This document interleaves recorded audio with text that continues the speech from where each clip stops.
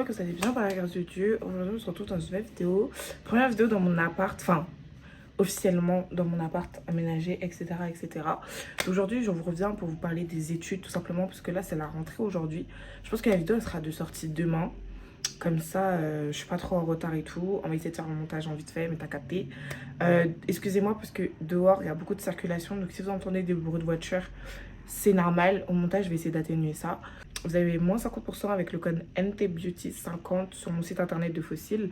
D'ailleurs, là, j'en porte. C'est les plus naturels que je porte là actuellement. Et donc, pendant tout le mois de septembre, il est valable. Parler des études. Parce que c'est vrai qu'il y a un truc qui revient souvent dans mes lives. Oh, Necha, comment t'as fait pour avoir ton bac mention bien? Bac général mention bien. Comment t'as fait pour travailler? Comment t'as fait ceci? Comment t'as fait cela? Aujourd'hui, je vais tout vous dire. Déjà, la clé, c'est Jésus. Déjà, hein, la clé, c'est Jésus. Sans Dieu, là, je n'aurais pu rien faire. Genre, avec Dieu, on peut tout. Sans Dieu, ça va être difficile. Genre, tu peux y arriver, mais ça va être difficile. Tout est tellement plus simple, dans le sens où, genre, les portes sont ouvertes, en fait, tout simplement. Les études, faut le prendre au sérieux. Hein, faut le prendre au sérieux. Beaucoup de gens disent, oui, on peut réussir sans les études, mais on n'est pas tous Bill Gates, on n'est pas tous Elon Musk. Hein. Même eux, soi-disant, ils n'ont pas fait d'études, mais quand même, ils sont nés dans des bonnes familles riches. Donc, on ne peut pas se comparer à l'incomparable. Soyons réalistes. Déjà, il faut être réaliste. Les études, c'est important, donc ne prenez pas ça à la légère. Tout le temps, vous aurez le temps de vous amuser, vous aurez le temps de sortir avec vos potes, vous aurez le temps d'aller au restaurant. Mais les études, c'est une fois dans la vie, c'est pas 10 fois, c'est pas 15 fois. Et après, vous serez bien content de vous dire, ah oui, genre, j'ai mérité, genre, j'ai bossé pour avoir ce que j'ai, je l'ai mérité. Et aujourd'hui, regardez où j'en suis, en fait. Il faut savoir que dans la Bible, c'est écrit qu'il y a un temps pour tout. Il y a un temps pour prier, il y a un temps pour passer du temps avec Dieu, il y a un temps pour s'amuser, il y a un temps pour sortir, il y a un temps pour travailler, il y a un temps pour tout. C'est écrit dans Ecclésiaste 3. Et en plus, ce verset-là, je l'ai découvert il n'y a pas très longtemps. Et c'est drôle parce que le Saint-Esprit fait bien les choses. J'étais en train de parler avec une copine justement des études et tout. Et après, je vais dans la story d'une autre copine en Christ. Et elle avait mis ce verset-là dans sa story. Et je me suis dit, hé Seigneur, comment... Tu fais trop bien les choses en fait. Quand vous dites que Dieu nous parle tantôt d'une manière et tantôt d'une autre et que nous on y prend point garde, genre si j'avais zappé la story, j'aurais pas vu le verset et ça m'aurait pas autant marqué.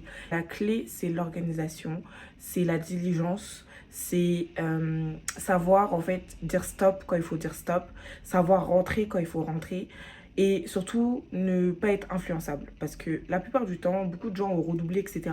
Mais quand on regarde la raison de leur redoublement, certes, c'est parce qu'ils n'avaient pas la moyenne. Mais pourquoi ils n'avaient pas la moyenne? Ah, c'est parce qu'en fait, ils préféraient sortir.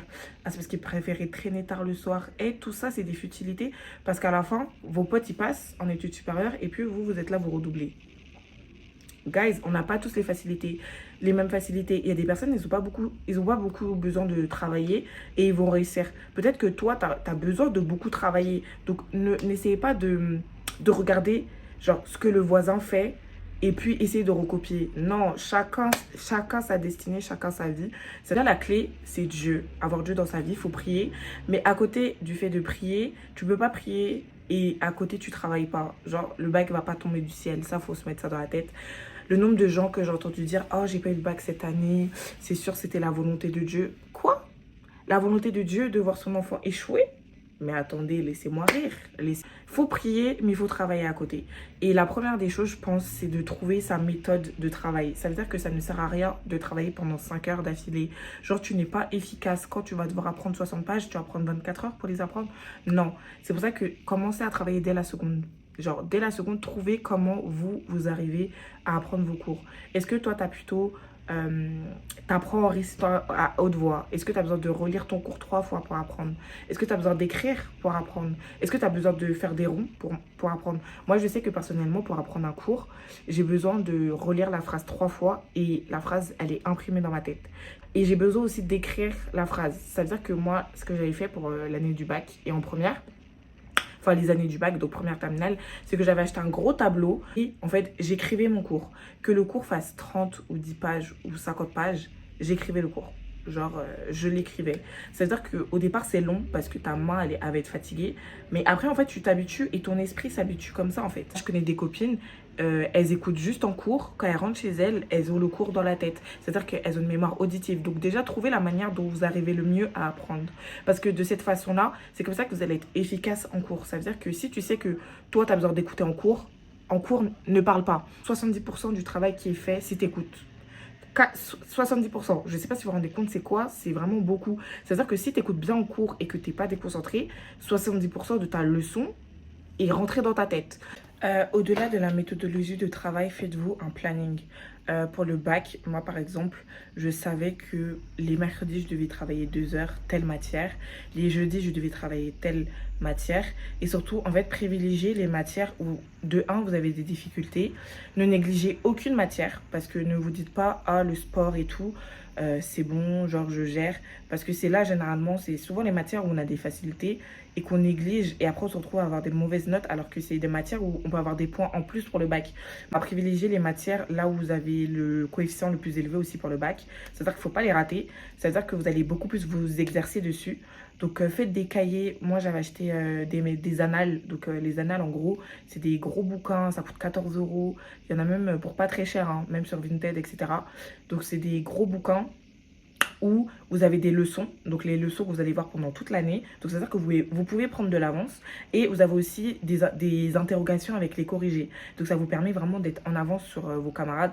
Moi je sais que je me tapais ça tout le temps, genre surtout les matières où j'avais du mal, genre par exemple la philo, les semaines de révision du bac et même avant, je me suis tapé plein de dissertations, plein de trucs et en fait, au-delà d'apprendre par cœur son cours, il faut aussi savoir le mettre en pratique et c'est la pratique qui compte. On ne demande pas de recracher bêtement ton cours, on te demande de savoir l'appliquer. C'est-à-dire que pour savoir l'appliquer, il faut s'être entraîné avant. Une fois, je suis tombée, enfin plusieurs fois d'ailleurs, genre j'ai eu presque les mêmes sujets que ce que j'avais fait chez moi. C'est-à-dire que comme vous êtes déjà entraîné et que vous avez déjà vu le corriger, bah vous allez d'être ça forcément. Même planning, genre... faut vraiment travailler tous les soirs. Genre vraiment ne vous dites pas je travaille que le week-end parce que en tout cas si vous êtes chrétien, bah déjà le dimanche, votre dimanche c'est mort parce que vous avez l'église. Le samedi, bah, ça dépend si vous avez des activités sportives ou pas, mais les samedis aussi c'est chaud. Tu ne peux pas passer ton samedi tout le temps à réviser parce que tu seras pas efficace. Genre si tu travailles plus de 4 heures, 5 heures à la suite, genre, à un moment donné, ton corps il est fatigué, ton esprit il est fatigué, donc tu ne vas rien retenir, tu ne seras pas productif. Vaut mieux étaler vos séances de révision. Genre, si vous travaillez 30, 1 heure minimum, je vous dirais, parce que 30 minutes, c'est vraiment rien. 1 heure minimum chaque soir. Au début d'année, bah, vous n'avez pas beaucoup de contrôle, vous n'avez pas beaucoup d'interro, etc. Donc, vous allez me dire, ouais, on n'a rien à réviser. Mais commencez dès le début de l'année. N'attendez pas la fin de l'année pour commencer à réviser. Vos heures de perm ou vos heures d'études, moi, on dit études, donc ne négligez pas. Un truc aussi qui a fait que parfois, bah, le soir, je rentrais, j'avais plus rien à faire, c'est que je faisais tous mes devoirs en perm. Il y a des jours où j'avais 4 heures de trou. C'est-à-dire que pendant ces 4 heures-là, j'apprenais ma leçon, je faisais les devoirs demandés et je m'avançais. Un autre truc que je vais vous conseiller, c'est que ne faites pas les choses sans être conduit par l'esprit. Ça veut dire que consultez toujours Dieu. Faites aussi des choses que vous aimez, parce que je vous assure que quand vous allez au lycée, vous levez à 6 heures, 7 heures du matin. Moi, je me levais parfois même à 5 heures pour aller au lycée. Vous levez tôt pour aller étudier quelque chose que vous n'aimez pas. En plus, cette matière-là, parfois, vous l'avez 6 heures dans la semaine ou 9 heures.